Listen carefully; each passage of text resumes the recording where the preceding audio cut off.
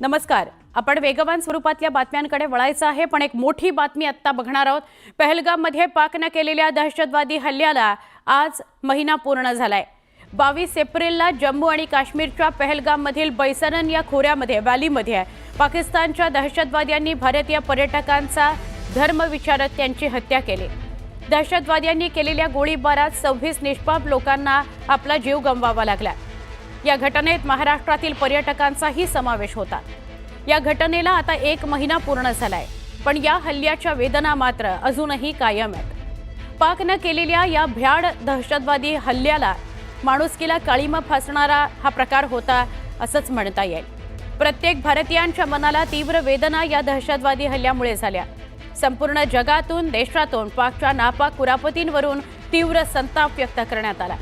दरम्यान या हल्ल्यानंतर सुरक्षा दल आणि सीमेवरील सुरक्षा अतिशय कडक करण्यात आली आहे. सुरक्षा दल सतत कारवाई करतेय, परंतु ज्यांनी हा हल्ला केला त्या 4 क्रूर दहशतवाद्यांना अद्याप पकडता आलेलं नाहीये.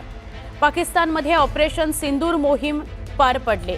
ऑपरेशन सिंदूरनं पाकची चांगलीच झोप उडवली. भारताच्या या ऑपरेशनमध्ये पाकिस्तानमधील अत्यंत महत्त्वाचे एअरबेस नष्ट करण्यात आले. त्यामुळे ऑपरेशन सिंदूरचं जगभरात कौतुक झालं.